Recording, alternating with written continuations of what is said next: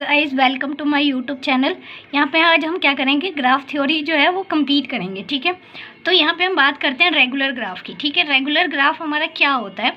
Regular graph हमारा वो graph होता है, उसको कहते हैं हम, जैसे कि हमारे पास कोई भी ग्राफ है, उसकी जितनी वर्टेक्स की जो डिग्री होती है वही क्या ओके जो उसके वर्टेक्स की डिग्री होती है ना, वो उतने का ही क्या कहला जाता है, रेगुलर ग्राफ कहलाता है। जैसे कि मान लो कि किसी वर्टेक्स की डिग्री जो है वो के है, ठीक है, तो वो क्या कहलाएगा, के रेगुलर ग्राफ कहलाएगा। ठीक है, समझ आ गया। जैसे कि इसकी बात कर लेते हैं।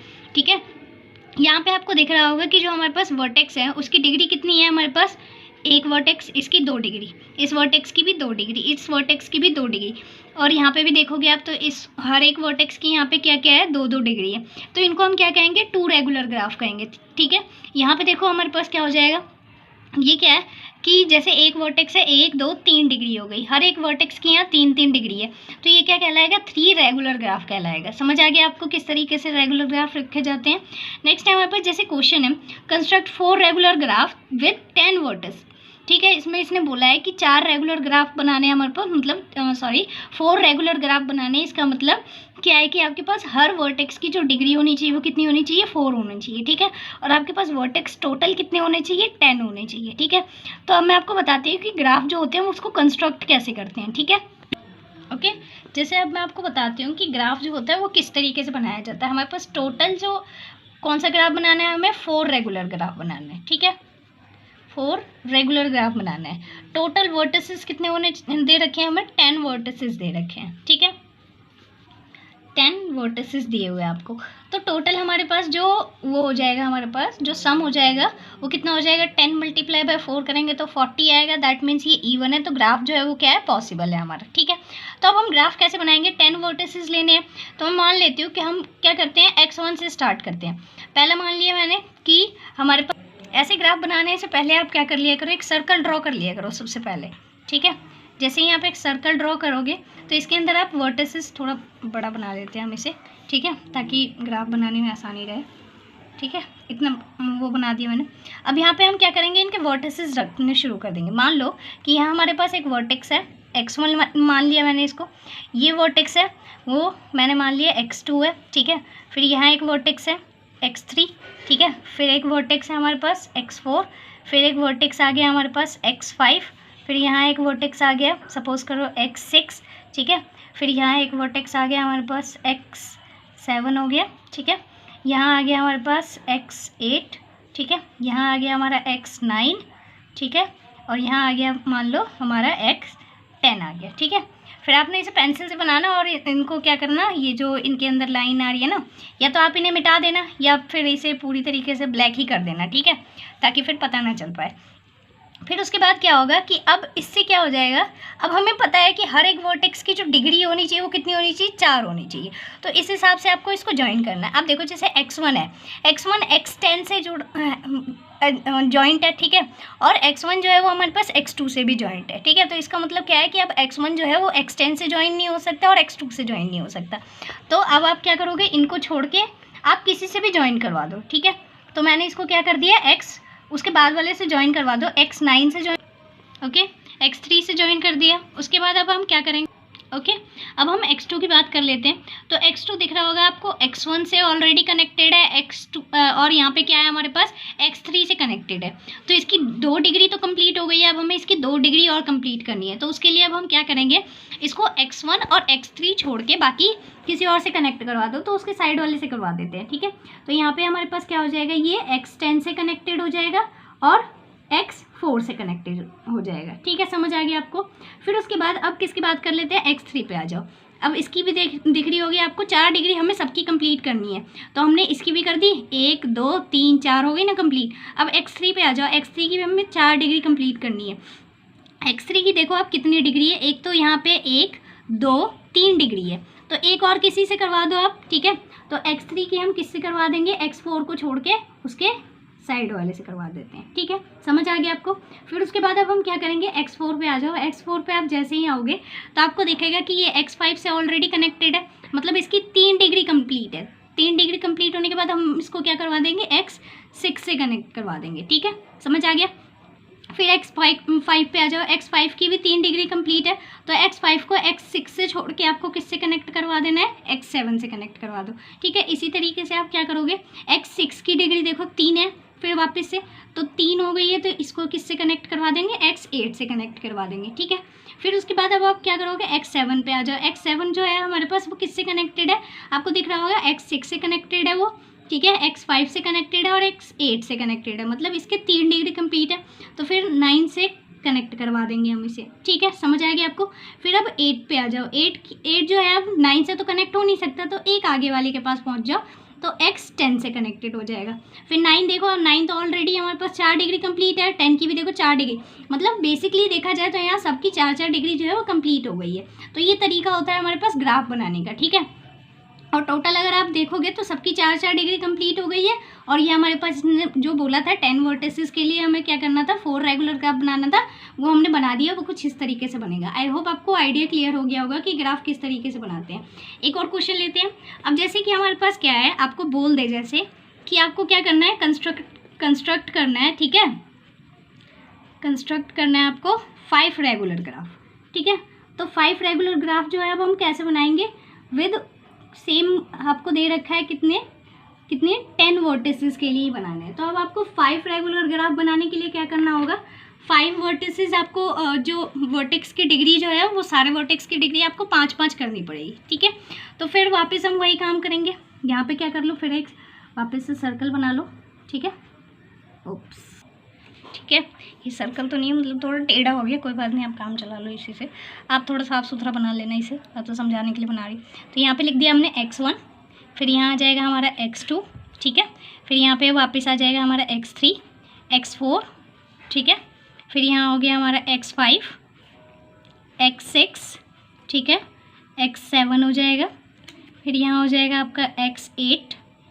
ठीक है, x9 हो जाएगा यहाँ, और यहाँ हो जाएगा आपका x10। ठीक है, अब हमें कितनी डिग्री कंप्लीट करनी है, 5। 4 तो आपको पता ही है कैसे हो जाएगी, इसको इससे कनेक्ट करवाओ, इसको इससे कनेक्ट करवाओ, एक एक छोड़ के कनेक्ट करवाते हैं ना। अब देखो यहाँ 4 तो आपको पता है हो गई। ठीक है, अब आपको 5वीं करवानी हो तो क्या कर दो, आप इसको सामने वाले से भी इसको कनेक्ट करवा दो। ठीक है, अब देखो कितनी हो गई, 1 2 3 4 5 एजेस निकल गई ना एक वर्टेक्स की, तो इसकी कितनी हो गई, 5 डिग्री कंप्लीट हो गई। फिर ऐसे ही x2 की करो, तो x2 के लिए हम क्या करते हैं, इसको छोड़ेंगे, इसको छोड़ेंगे, तो यहाँ आ जाएगा x10, और इसको छोड़ोगे तो यहाँ पे आ जाएगा हमारे पास x4। ठीक है, और फिर हमें क्या करना होता है, इसके सामने वाले से कनेक्ट करना होता है, तो इसके सामने आपको दिख रहा होगा वो कौन है, x7 है। ठीक है, फिर उसके बाद अब क्या आ जाओ, x3 पे आ जाओ। तो x3 के लिए इसको छोड़ दो, और किसको छोड़, इससे तो कनेक्ट हो ही रखा है ऑलरेडी एक, तो इधर से ही छोड़ना है हमें एक। ठीक है, तो ये x5 से कनेक्ट हो गया। फिर उसके बाद क्या करोगे, आप उसके सामने वाले से कनेक्ट कर दो। तो यहाँ पे आपको x3 के सामने कौन दिख रहा है, x8 दिख रहा है, तो x8 से कनेक्ट कर दो। ठीक है, लाइन थोड़ी मेरी टेढ़ी मेढ़ी हो जाती है, आप सीधी बनाते रहना अपनी। ठीक है, उसके बाद क्या हो जाएगा, x4 पे आ जाओ। x4 के लिए अब हम क्या करेंगे, x6 के पास जाते हैं। ठीक है, जैसे ही इसकी 4 डिग्री कंप्लीट हुई, आप इसको किससे कनेक्ट करवा दोगे, एक बार x4 से भी कनेक्ट करवा दोगे। ठीक है, फिर उसके बाद क्या हो जाएगा, ऐसे ही आप x5 के लिए करो। तो x5 को अब हम किससे कनेक्ट करवाएंगे, आपको दिख रहा होगा कि x6 के पास तो हमें जाना नहीं है, तो इसके पास कनेक्ट करवा दो। ठीक है, फिर उसके बाद क्या हो जाएगा, अब इसको हमें इसके सामने वाले से कनेक्ट करना है। इसके सामने क्या है हमारे पास, 10 है, तो ये इस तरीके से हो जाएगा। ठीक है, फिर उसके बाद x6 के लिए आ जाओ, तो 7 को जोड़ो और 8 पे कनेक्ट करवा दो। फिर उसके बाद अब ये तो ऑलरेडी कनेक्ट हो चुका है, तो इसके तो 5 हो ही जाएंगे। ठीक है, फिर उसके बाद क्या करोगे, आप 7 के लिए आ जाओ, तो 9 से कनेक्ट करवा दो इसको। ठीक है, और ये सामने वाले से तो कनेक्ट हो ही गया है, तो ऑलरेडी इसकी 5 डिग्री कंप्लीट हो गई। फिर उसके बाद आप 8 के लिए जाओगे, तो आपको 10 से कनेक्ट करवाना पड़ेगा। ठीक है, फिर सामने कनेक्ट हो चुका है, तो 5 डिग्री इसकी भी कंप्लीट हो गई, और 9 के लिए तो हो ही गई ये सारी डिग्री कंप्लीट। ठीक है, तो ये ग्राफ जो है कुछ आपको इस तरीके से दिखाई देगा। ठीक है, अब आप चाहो तो सबकी डिग्री कैलकुलेट कर सकते हो। यहाँ देख लो 9 की देख लो, 1 2, फिर उसके बाद क्या है 3 4 और 5 डिग्री हो गई कंप्लीट। ऐसे ही आप सबकी डिग्री कंप्लीट कैलकुलेट करना चाहो तो कैलकुलेट कर सकते हो। ठीक है, तो इस तरीके से ये ग्राफ बनता है। आई होप आपको समझ आ गया होगा कि हम ग्राफ जो होते हैं वो किस तरीके से बनाते हैं। अगर आपको सोचो इसी कंडीशन पे कह दे कि 5 रेगुलर ग्राफ बनाना है आपको, ठीक है, और आपको vertices they they with 11 vertices, तो क्या वो पॉसिबल होगा? तो उसके लिए आपको क्या करना होगा, चेक करना होगा। आप इसको मल्टीप्लाई करोगे तो ये कितना आ जाएगा, 55 आ जाएगा।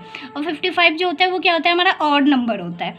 तो इस वजह से हम इसको कह देंगे कि ग्राफ जो है इसका पॉसिबल ही नहीं है, क्योंकि जो सम ऑफ वर्टिसेस है वो क्या आ रहा है, हमारे पास ऑड आ रहा है। सम ऑफ वर्टिसेस मस्ट भी क्या होने चाहिए, इवन होने चाहिए। ठीक है, समझ आ गया आपको। अब नेक्स्ट टॉपिक है हमारे पास, नेक्स्ट टॉपिक है हमारा साइक्लिक ग्राफ। साइक्लिक ग्राफ क्या होता है हमारा, a graph in which the initial and the final vertex are the same but no any other vertex and edges are the repeated is called the cyclic graph and denoted by the CN। ठीक है, इसने बोला है कि हमारे पास जो cyclic graph होता है वो एक ऐसा ग्राफ होता है जिसका फाइनल और इनिशियल वर्टेक्स जो हो वो एंड, जैसे कि हमारे पास जहाँ से हमने स्टार्ट किया है वहीं से क्या होना चाहिए, वो ख़त्म होना चाहिए। तो उसको क्या कहते हैं हम, उसी को हम क्या कहते हैं, साइक्लिक ग्राफ कहते हैं। और फिर लेकिन इसकी एक कंडीशन भी है कि कोई भी वर्टेक्स और कोई भी एज जो है वो रिपीट नहीं होना चाहिए। अगर वो रिपीट हो गया तो हमारे पास साइक्लिक ग्राफ नहीं होगा वो। ठीक है, और इसको हम किससे डिनोट करते हैं, CN से डिनोट करते हैं। CN जो होता है हमारे पास cyclic graph of N vertices होता है। ठीक है, जितने वर्टिसेस होंगे वहाँ पे N की जगह वो आ जाएगा। ठीक है, अब साइक्लिक ग्राफ जैसे सम एग्जांपल्स हैं यहाँ पे साइक्लिक ग्राफ के, जैसे C3 है। C3 का मतलब क्या है, हमारे पास यहाँ 3 वर्टिसेस है। ठीक है, तो नंबर ऑफ वर्टिसेस के अकॉर्डिंग हम क्या करते हैं, साइक्लिक ग्राफ को कंसीडर करते हैं उनके N से। ठीक है, तो यहाँ पे देखो हमारे पास जो इसका इनिशियल पॉइंट है, ठीक है, और जो इसका फाइनल वर्टेक्स है वो दोनों के दोनों क्या है, सेम है ना। यहाँ से ही स्टार्ट हुआ और वापस आके यहीं पे जॉइंट हो गया है। ठीक है, तो ये साइक्लिक ग्राफ है। ये भी हमारे पास C4 का साइक्लिक ग्राफ है, ये C5 का है और ये C6 का है। ठीक है, नेक्स्ट अब उसके बाद क्या होता है, total number of vertices is equal to the total number of edges in a CN, degree of each vertice is 2, hence CN is a 2 regular graph. ठीक है, इस वजह से हम कहते हैं कि जो हमारा साइक्लिक ग्राफ होता है उसके अंदर क्या होते हैं, जो टोटल नंबर ऑफ वर्टिसेस होते हैं वो किसके इक्वल होते हैं, हमारे पास टोटल नंबर ऑफ एजेस के इक्वल होते हैं। और जो डिग्री होती है वो हमेशा क्या होती है, इसकी 2 होती है। ठीक है, हर वर्टेक्स की जो डिग्री होगी आपको दिख रही होगी, सबकी जो डिग्री होती है वो कितनी है, 2 ही होती है। ठीक है, और जो CN होता है हमारे पास, जैसे जिसकी 2। नेक्स्ट टॉपिक है हमारा हाइपर क्यूब। ठीक है, ये जो हाइपर क्यूब होता है ये हमारा किस तरीके से होता है, ये दे रखा है A1 A2 A3 dot dot dot AN, N types होते हैं हमारे पास। ठीक है, और जो इसके अंदर एंट्रीज होती है वो सिर्फ 0 और 1 होती है। ठीक है, ओनली 0 और 1 के अलावा हम इसके अंदर और कोई भी एंट्रीज नहीं करते हैं। इसके जो वर्टेक्स होते हैं उसको 2 की पावर n लिखा जाता है, जो एजेस होते हैं वो n 2n-1 लिखे जाते हैं। ये फॉर्मूला होता है। ठीक है, अब जैसे हमारे पास यहाँ दे रखा है Q2 का मतलब क्या है, हमारे पास 2D डायमेंशनल है ये। ठीक है, अगर आप इसको उसके अंदर देखोगे, ग्राफ के ऊपर बना के देखोगे तो ये कुछ इस तरीके से दिखेंगे कि ये 1 1 आपको कहाँ से आई है मैं बता देती हूँ। जैसे ये है 1 1 कहाँ से आएगा, अगर आप इसको ग्राफ के अंदर देखोगे, है ना, तो यहाँ पे हमारे पास y एक्सिस पे कोई एक पॉइंट होगा 1 पे। ठीक है, x एक्सिस से हमारे पास पॉइंट होगा 1, तो इस वजह से ये क्या हो गया, 1 1 हो गया है। ठीक है, ऐसे ही यहाँ पे क्या हो गया, 1 और 0। इसका मतलब क्या है, x पे तो 1 आ गया है, ठीक है, लेकिन y पे हमने कोई भी डिस्टेंस ट्रेवल नहीं की है, इस वजह से ये 1 और 0 हो गया। यहाँ पे क्या होता है, हमारा ओरिजिन से कनेक्टेड है ये। ठीक है, इस वजह से क्या हो गया, 0 0 हो गया। यहाँ पे 0 1 इसलिए हुआ है क्योंकि यहाँ पे आपको दिख रहा होगा कि ये सिर्फ और सिर्फ किस पे है, हमारे पास ओरिजिन पे है। तो ओरिजिन पे होने की वजह से आपको ये दिखेगा सेम कि यहाँ पे जो x है वो 0 है और y जो है वो 1 है। ठीक है, जो डिस्टेंस ट्रेवल की जा रही है। तो इस तरीके से क्या बनाते हैं हम, 2D डायमेंशनल का हाइपर क्यूब ग्राफ बनाते हैं। ठीक है, अब नेक्स्ट है हमारे पास जैसे कि ये Q3 है। Q3 जो है हमारे पास, अब ये क्या है, हमारे पास 3D डायमेंशन में बनाया गया है। तो 3D डायमेंशन में इसके ये वर्टिसेस दिए गए हैं, इस तरीके से लिखे जाते हैं 0 1 1। ठीक है, 0 0 1 है, 0 1 1 है। ठीक है, इस तरीके से यहाँ पे भी है 1 1 1 1 1 है ये। ठीक है, फिर ये है 1 1 0 1 0 0 है, 0 0 है यहाँ पे क्योंकि ओरिजिन पे रखा गया है। तो आप इसको जब 3D के अंदर देखोगे तो आपको दिखाई देगा कि ये एजेस जो हैं, जो हमारे पास ये वर्टिसेस हैं, ये सारे के सारे जो हैं ये किसी न किसी एक्सिस के अंदर या क्वाड्रेंट के अंदर रखे गए हैं। ठीक है, तो इस वजह से इनके ये जो एंट्रीज है वो फुलफिल की गई है। ठीक है, अब नेक्स्ट की बात कर लेते हैं हम। अब यहाँ पे हमारे पास degree of each vertex in Qn is n। ठीक है, जो हमारे पास Qn टाइप का ग्राफ होता है वो हमारे पास उसकी जो डिग्री होती है वो n ही होती है, हैंस Qn जो होता है वो हमारे पास n रेगुलर ग्राफ हो जाता है। ठीक है, नेक्स्ट है हमारे पास कंप्लीट ग्राफ। कंप्लीट ग्राफ क्या होता है, a graph GPQ is called a complete graph if each vertex is joint to all other vertex and denoted by Kn। ठीक है, याद रखना कि कंप्लीट ग्राफ को किससे डिनोट किया जाता है, कई बार ये हमारे पास ट्रू फॉल्स वगैरह में आ जाते हैं। ठीक है, या एक एक दो नंबर वाले क्वेश्चन में भी कई बार पूछ देता है। ठीक है, कि ये नहीं पूछता कि किससे डिनोट किया जाता है, मतलब कि ये सिर्फ सिंबल दे देता है और फिर आपको खुद ही पहचानना होता है कि ये हमारे पास क्योंकि कंप्लीट जो है, कई बच्चे सोचेंगे कि CN जो होता है वो कंप्लीट ग्राफ होता है, नहीं, लेकिन CN जो होता है वो साइक्लिक ग्राफ के लिए यूज़ किया जाता है और KN जो होता है वो हमारे पास कंप्लीट ग्राफ के लिए यूज़ किया जाता है। तो सिंबल्स ज़रूर याद रखना आप कि कौन सा सिंबल किस ग्राफ के लिए यूज़ किया जाता है, ठीक है, समझ आ गया। तो कंप्लीट ग्राफ की डेफिनेशन बता रही थी मैं आपको कि कंप्लीट ग्राफ हमारा वो ग्राफ होता है जिसके अंदर हर एक वर्टेक्स जो होता है वो हर एक वर्टेक्स के साथ क्या होता है, हर दूसरे वर्टेक्स के साथ क्या होता है, कनेक्टेड होता है, ठीक है। तो उसको हम क्या कहते हैं, कंप्लीट ग्राफ कहते हैं of KN। Complete graph with N vertices, जितने वर्टिसेस होंगे उतनी यहाँ पे नंबर्स आ जाएंगे, ठीक है। जैसे यहाँ पे देखो 2 वर्टिसेस है तो ये K2 कंप्लीट ग्राफ है। कंप्लीट ग्राफ क्यों हुआ, क्योंकि 2 वर्टिसेस थे और दोनों के दोनों क्या है, पूरी तरीके से एक दूसरे से कनेक्टेड है, तो ये कंप्लीट ग्राफ हुआ।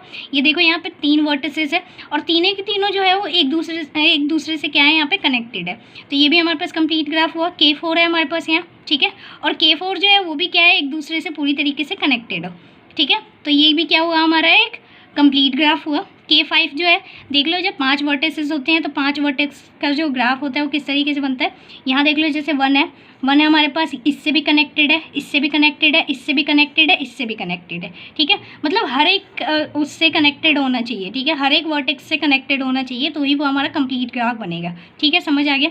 नेक्स्ट है हमारे पास कुछ इंपॉर्टेंट पॉइंट्स हैं इसके। फिर ये कहता है degree of each vertex is n-1, hence KN is n-1 regular graph. जो इसकी डिग्री होती है वो हमेशा क्या होती है, n-1 होती है, इस वजह से KN को n-1 रेगुलर ग्राफ बोला जाता है, ठीक है। Total number of edges is KN, total number of edges जो होता है वो KN के अंदर कैसे निकाले जाते हैं, P-1/2 होता है, या n-1/2 कह सकते हैं, या EKN कह सकते हैं, ठीक है। ये फॉर्मूला है इसके एजेस निकालने का, क्योंकि आपको P जो हमारे पास आपको पता ही है, P जो होता है उसको किसको रिप्रेजेंट करता है, वर्टेक्स को रिप्रेजेंट करता है, या तो आप इसको याद रख लो या इसको याद रख लो, ठीक है। इनसे क्या कर लेते हैं हम, नंबर ऑफ एजेस निकाल लेते हैं, ठीक है। बस यहाँ पे यही लिखा हुआ है, वेयर N और P जो होते हैं नंबर ऑफ वर्टिसेस होते हैं। नेक्स्ट है हमारे पास कॉम्प्लीमेंट ऑफ अ ग्राफ।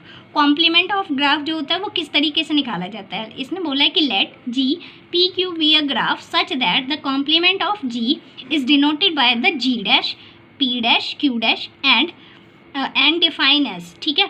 अब जो हमारे पास जो कॉम्प्लीमेंट होता है किसी भी ग्राफ का, जैसे मान लो कि ग्राफ हमारे पास G है, उसका जो कॉम्प्लीमेंट होगा उसको इस तरीके से डिनोट किया जाएगा, ठीक है। जहाँ पे हमारे पास जो P' होगा वो किसके इक्वल होगा, हमारे पास P वर्टिसेस जो होते हैं वो तो सेम ही होते हैं, ठीक है। Q जो होता है वो हमारे पास P-1/2 माइनस में Q, all those edges does not belongs to G, ठीक है। और सारे के सारे जो एजेस होंगे वो ऐसे कनेक्टेड होने चाहिए जो G से ना हो, मतलब जो पहले ग्राफ के अंदर एजेस जिस तरीके से हैं, दूसरे ग्राफ के अंदर जो आप कॉम्प्लीमेंट बनाओगे उसके अंदर वो एजेस नहीं होने चाहिए।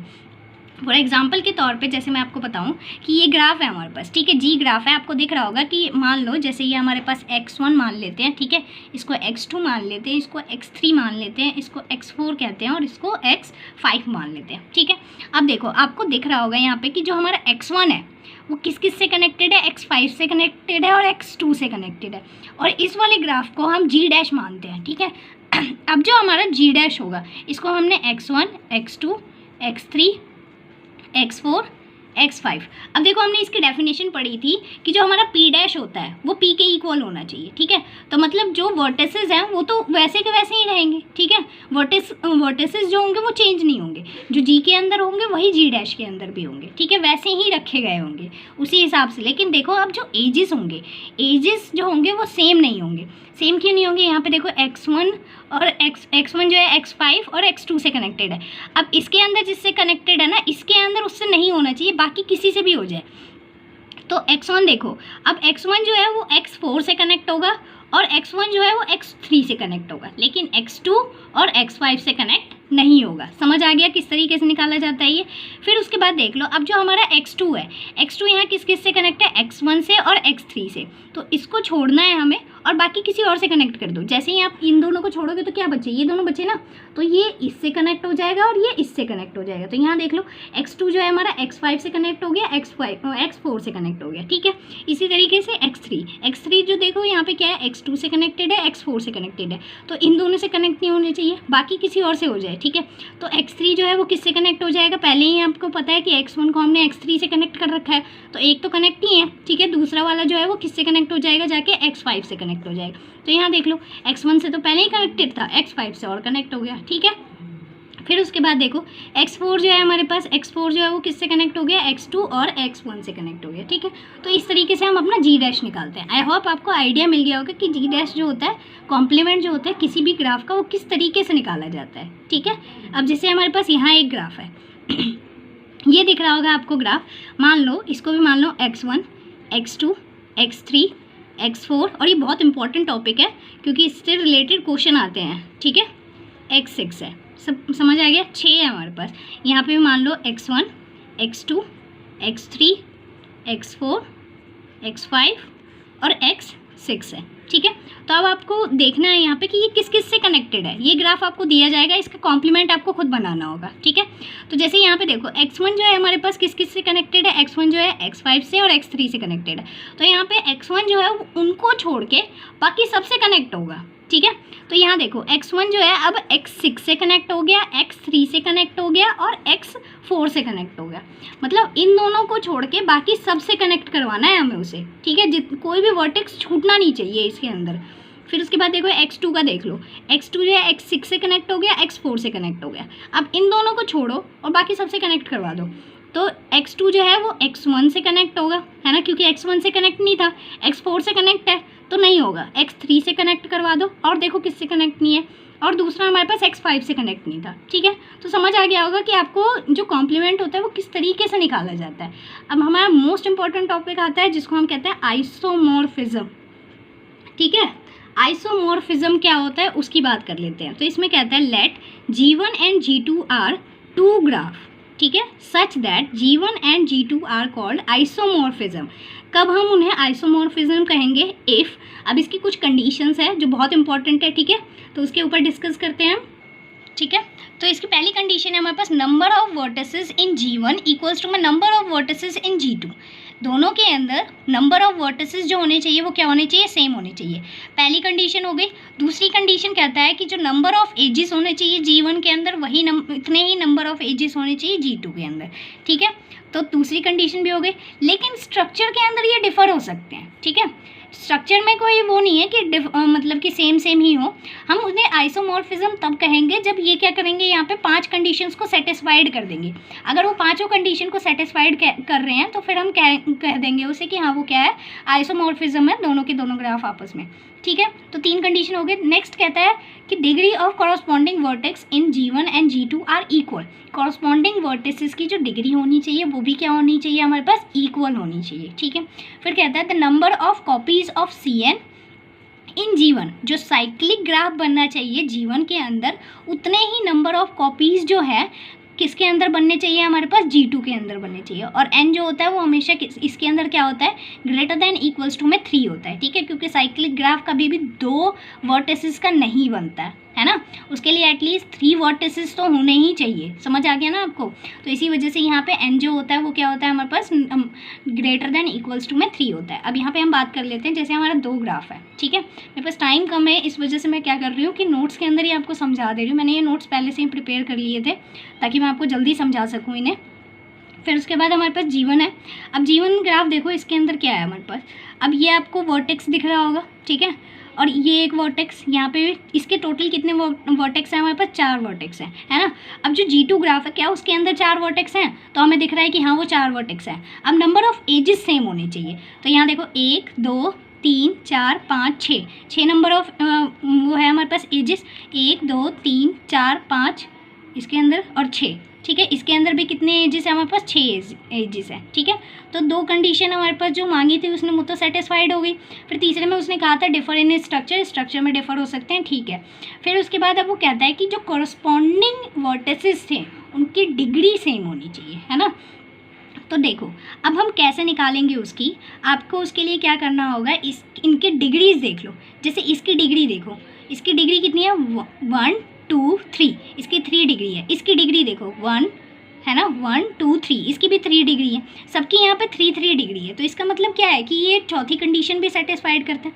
अब उसके बाद आपको क्या करना है, इसके अंदर चेक करना है कि क्या कोई भी हमारे पास साइक्लिक ग्राफ इसके अंदर बन रहा है या नहीं बन रहा है। ठीक है, तो यहाँ पे हमारे पास जो साइक्लिक ग्राफ है वो क्या हो रहा है, यहाँ पे देख लो, आपको दिख रहा होगा कि यहाँ पे जो हमारे पास वर्टिसेस है वो दोनों के दोनों आपस में सेम है, 4 वर्टिसेस है। ठीक है, नंबर ऑफ वर्टिसेस डिग्री दे रखी है यहाँ पे, दोनों के अंदर 3 है। नंबर ऑफ एजेस जो है वो दोनों के 6 है। ठीक है, और डिग्री जो है वो दोनों की तो आपस में इक्वल ही है, डिफर है स्ट्रक्चर में। और यहाँ पे क्या है, C3 का हमारे पास क्या बन रहा है, और 4 इन C1। ठीक है, C3 इक्वल्स टू में 4 इन C2। ठीक है, जो यहाँ पे साइक्लिक ग्राफ बन रहा है वो किसके अंदर, यहाँ पे G1 आएगा। ठीक है, C1 के, ठीक है, C3 बन रहा है, इसके अंदर भी साइक्लिक ग्राफ जो है वो 3 बन रहे हैं, आपको देख रहे होंगे, 1 फिर ये 2। ठीक है, या किसी भी तरीके से बना लो आप, ये साइक्लिक ग्राफ बन जाएगा। इसके अंदर भी ऐसे ही 3 बन रहे हैं, है ना।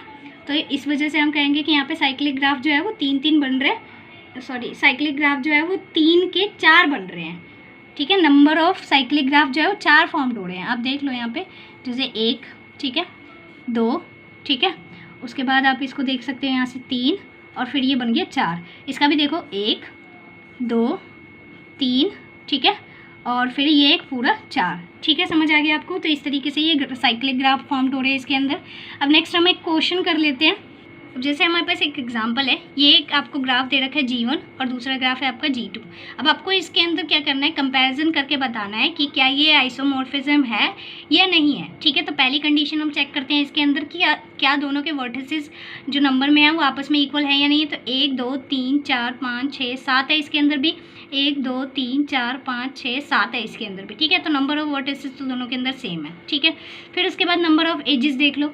नंबर ऑफ एजेस 1 2 3 4 5 6 और 7 ही हैं। ठीक है, इसके अंदर 1 2 3 4 5 6 और 7 ही हैं। ठीक है, तो ये भी सेम है। फिर उसके बाद अब हमें डिग्री देखनी है।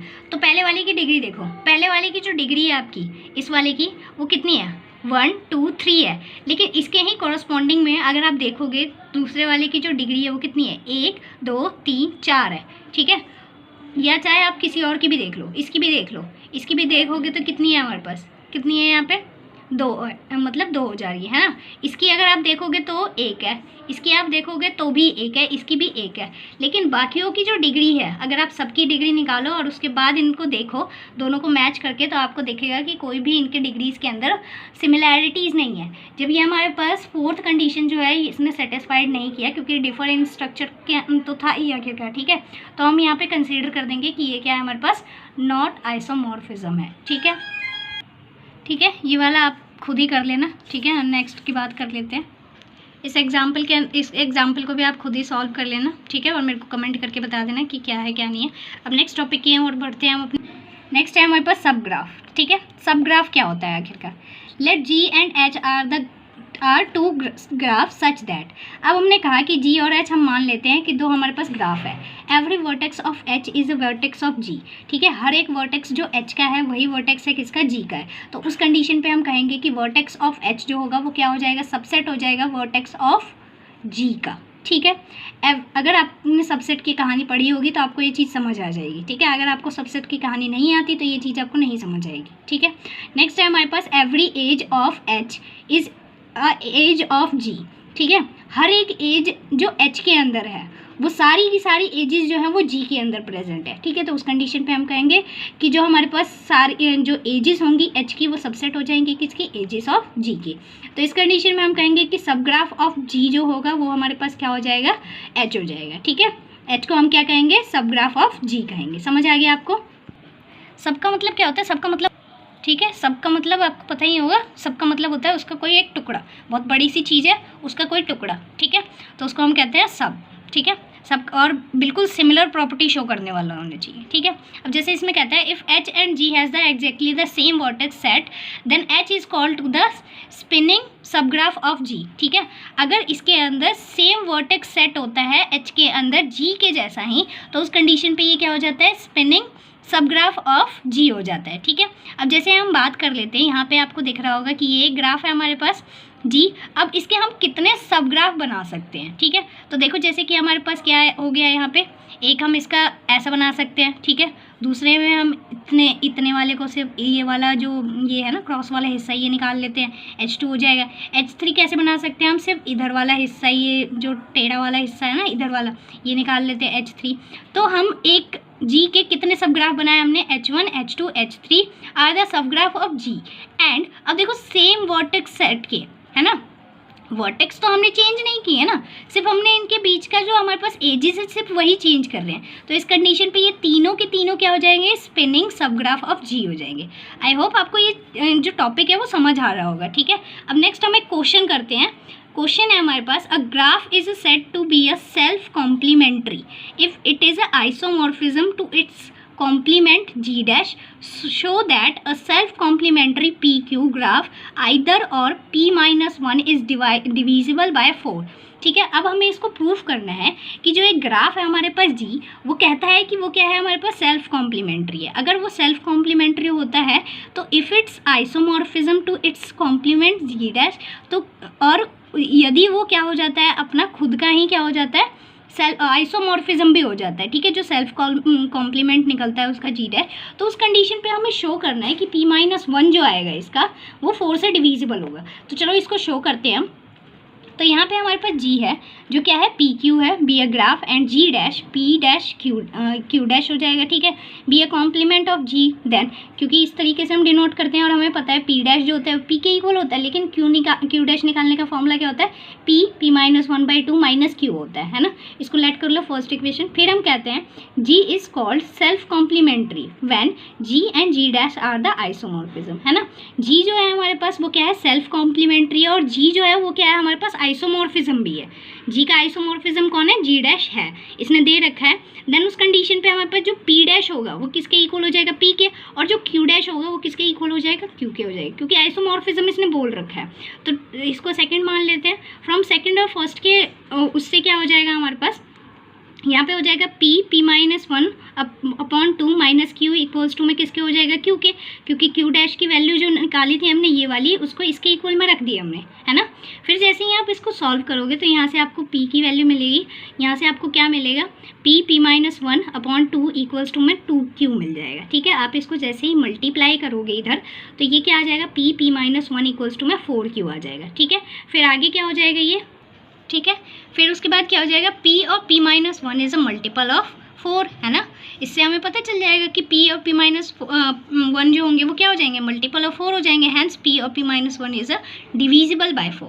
इस वजह से हम कह देंगे कि P और P-1 जो है वो क्या हो जाएंगे, डिविजिबल बाय 4 भी हो जाएंगे। ठीक है, आई होप इस चैप्टर के जितने इंपॉर्टेंट क्वेश्चन हो सकते थे वो सारे के सारे मैंने आपको करवा दिए।